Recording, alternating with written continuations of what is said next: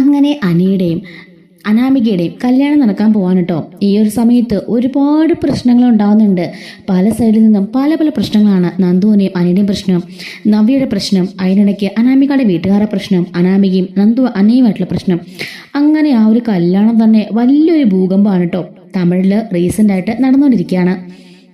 അങ്ങനെ അതിൽ നിന്നും ചെറിയൊരു വീഡിയോ ആണ് കേട്ടോ ഇന്നത്തെ വീഡിയോയിലൂടെ പറയാൻ പോകുന്നത്. എല്ലാ ദിവസവും നമ്മൾ വരാനിരിക്കുന്ന സ്റ്റോറീസും അതുപോലെ ഡെയിലി റിവ്യൂസൊക്കെ അപ്ലോഡ് ചെയ്യുന്നുണ്ട്. മിസ്സാവാതിരിക്കാനായിട്ട് ചാനൽ സബ്സ്ക്രൈബ് ചെയ്ത് സപ്പോർട്ട് ചെയ്യണേ.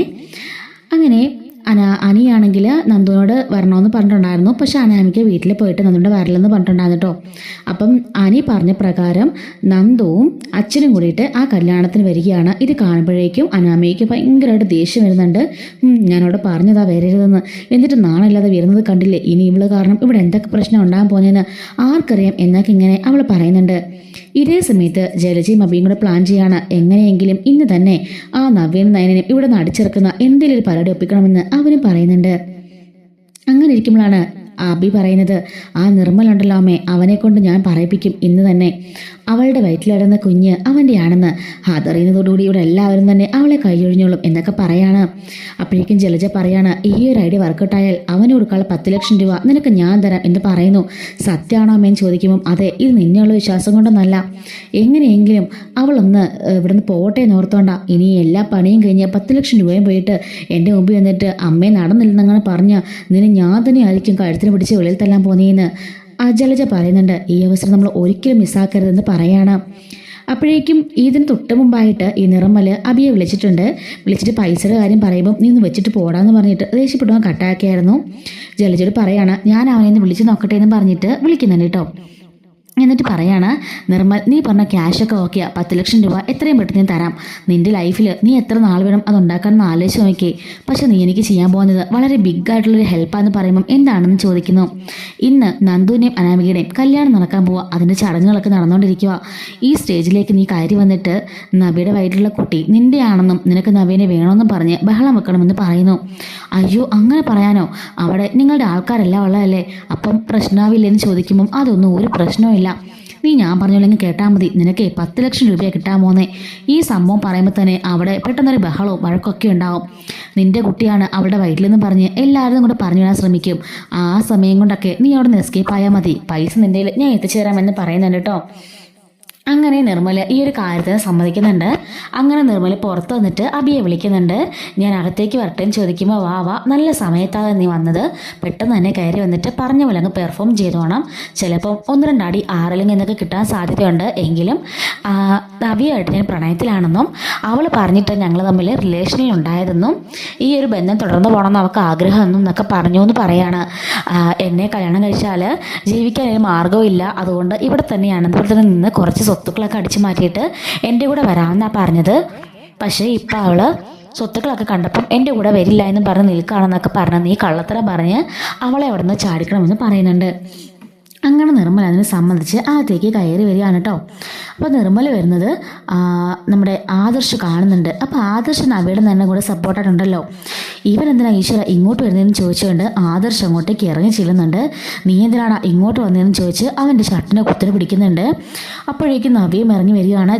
നാണം കിട്ടവനെ, നീയൊക്കെ ഒരു ഫ്രണ്ടാണോടാ, എന്നോട് നിനക്കിത് എങ്ങനെ ചെയ്യാൻ തോന്നി, നീ അന്ന് ഇഷ്ടമെന്ന് പറഞ്ഞപ്പോൾ തന്നെ ഞാൻ നിന്നെ അവോയ്ഡ് ചെയ്തതല്ലേ, പിന്നെ ഒരു ഫ്രണ്ടായിട്ടല്ലേ ഞാൻ കണ്ടിട്ടുള്ളൂ, പിന്നെ എന്തിനാണ് നീ ഇങ്ങനെയൊക്കെ കാണിക്കുന്നതെന്ന് ചോദിക്കുമ്പോഴേക്കും എനിക്ക് പറയാനുള്ളത് ഇവിടെ എല്ലാവരോടുമായിട്ട് പറയണം എന്നൊക്കെ പറയുമ്പോഴേക്കും മുത്തശ്ശിയും അങ്ങനെ അവിടെ കൂടി എല്ലാവരും കൂടി വരികയാണ്. എന്താണ് നിനക്ക് എന്താ പറയുള്ളതെന്ന് നവി ചോദിക്കുമ്പോഴേക്കും ആദർശിനോട് അവൻ പറയാണ്, ഇവിടെയുള്ള എല്ലാവരും കേൾക്കാൻ വേണ്ടിയും കൂടി ഞാൻ പറയാം, ഇവളുടെ വയറ്റിലിടുന്ന കുട്ടിയുണ്ടല്ലോ അതെൻ്റെ എൻ്റെ കുഞ്ഞ് അവളുടെ വയറ്റിലുള്ളത്, ആ കുഞ്ഞിനെ എനിക്ക് വേണം, ഞാൻ മറ്റാർക്കും കൊടുക്കില്ല എന്നൊക്കെ പറയുമ്പോഴേക്കും നവ്യ ഞെട്ടിപ്പോവാണ്, നയനെ ഞെട്ടിപ്പോകുന്നു.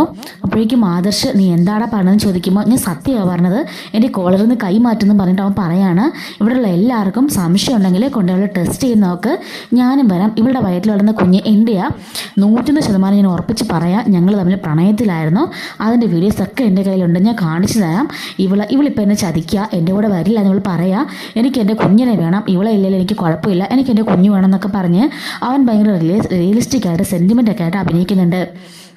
എൻ്റെ കുഞ്ഞിനെ ഇവിടെ കൊണ്ടുപോയി എന്നൊക്കെ പറഞ്ഞ് കാര്യം എല്ലാവരുടെ മുമ്പിൽ അഭിനയിക്കുമ്പോൾ നവി പറയുന്നുണ്ട്, ഇല്ല ഇവൻ പറഞ്ഞ കള്ളത്തരവാ, എനിക്ക് ഇവനോട് യാതൊരു ബന്ധമില്ലെന്നൊക്കെ പറയുന്നുണ്ട് കേട്ടോ. പക്ഷേ ഇത്തവണ എല്ലാവരും വിശ്വസിക്കുന്നത് നിർമ്മലിനെയാണ്. ഒരാൾക്ക് അങ്ങനെ ഇല്ലാന്നുണ്ടെങ്കിൽ എൻ്റെ കുഞ്ഞിനെ മാത്രം മതി എന്ന് പറഞ്ഞ് ആരെങ്കിലും വന്ന് നിൽക്കുമോ, ടെസ്റ്റ് ചെയ്തോളാൻ ഇത്ര കോൺഫിഡൻസ് ആയിട്ട് ആരെങ്കിലും പറയുമോ എന്നൊക്കെ ചോദിക്കുകയാണ് ജലജ. അപ്പോഴേക്കും മുത്തശ്ശനും ഒന്നും മിണ്ടാ തലകുനിച്ച് നിൽക്കുന്നുണ്ട്. ബാക്കി എല്ലാവരും തന്നെ നീ ഇത്തരക്കാരൊരു പെണ്ണായിരുന്നെന്ന് ചോദിച്ചിട്ട് അവളെ കാറ് തുപ്പുന്നുണ്ട് കേട്ടോ. എല്ലാവരും അവളെ കാർക്കിച്ച് തുപ്പാണ്. നീ ഇമാതിരി പെണ്ണാണെന്നൊക്കെ ഇങ്ങനെ ആലോചിച്ചുകൊണ്ട് നിൽക്കുകയാണ്. പെട്ടെന്നായിരിക്കും നമ്മുടെ ജലജ ആ സ്വപ്നത്തിൽ ഉണരുന്നത്. ശരിക്കും കല്യാണ മണ്ഡപത്തിൽ നിന്നുകൊണ്ട് തന്നെ അവൾ മനസ്സിൽ കാണുന്നൊരു സ്വപ്നമായിരുന്നു ഇത്. ഇങ്ങനെയൊക്കെ നടന്നാൽ എന്ത് നല്ല രസമായിരിക്കും. അവളെ കഴുത്തിൽ പിടിച്ച് വെളി തള്ളുന്ന സീനോട് കാണാൻ പറ്റില്ലല്ലോ. എന്താണ് പൊട്ട, അവൻ ഇതിന് വന്നില്ലേ എന്ന് ചോദിക്കുന്നുണ്ട് അബിയോട്. അവന് ഈ ഏരിയ തന്നെ ഉണ്ടെന്ന് പറഞ്ഞു, ഞാൻ പോയി നോക്കട്ടെ എന്ന് പറഞ്ഞിട്ട് താഴെ എല്ലാം പോയിട്ട് അവനെ അന്വേഷിക്കുന്നുണ്ട് കേട്ടോ. പക്ഷേ അവിടെ ഒന്നും തന്നെ അവനെ കാണുന്നില്ല.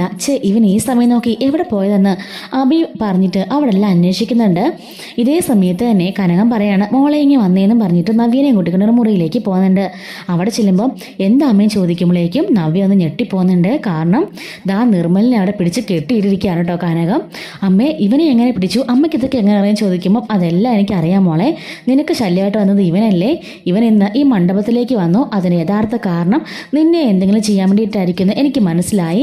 അതുകൊണ്ട് ഞാനോട് പിടിച്ച് പൂട്ടിയിട്ടത്. ഇങ്ങനെയുള്ളവന്മാരൊന്നും വെറുതെ വിടാൻ പാടില്ലമ്മേന്ന് പറഞ്ഞിട്ട് അവൾ വന്ന് കുറേ അടി അടിക്കുന്നുണ്ട്. അപ്പോഴേക്കും നയന വന്നിട്ട് ചേച്ചി അവൻ എന്തെങ്കിലും സംഭവിച്ചാലേ നമ്മളെല്ലാം കുടുങ്ങുമെന്ന് പറയാണ്. നിനക്കും അറിയാമെന്ന് ചോദിക്കുമ്പോൾ പിന്നെ അല്ലാതെ ഇവനെ ഞാനല്ലേ കിഡ്നാപ്പ് ചെയ്ത് ഇവിടെ കൊണ്ടുവന്നേന്ന് ചോദിക്കുകയാണ് നയന.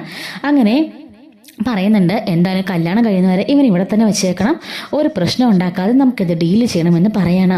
ഇവനെ ആരെങ്കിലും കണ്ടാൽ പണിയാകും, അതുകൊണ്ട് ഇവനെ കാണാതെ കല്യാണം കഴിയുന്നവരെ നമുക്ക് മറച്ചു പിടിക്കണം എന്ന് പറയുന്നുണ്ട് കേട്ടോ.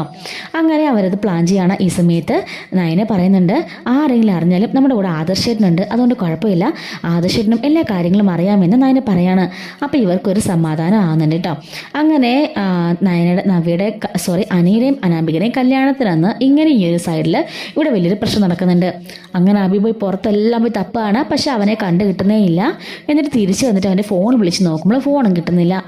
ആ ജലജ എന്നിട്ട് ചോദിക്കുകയാണ്, എന്തായടാ എന്താ കാര്യം, അവൻ വന്നെന്ന് ചോദിക്കുമ്പം അമ്മേ ഞാൻ മിറ്റത്ത് നിൽപ്പുണ്ടെന്ന് അവൻ പറഞ്ഞതാ, ഇപ്പം വിളിച്ചിട്ട് അവനെ കിട്ടുന്നുമില്ല, അവൻ എന്തായാലും അകത്ത് കയറി വന്നിട്ടില്ല, ഞാൻ കണ്ടിട്ടും ഇല്ല, അവനിപ്പോൾ കാണുന്നുമില്ലെന്ന് പറയുന്നുണ്ട്.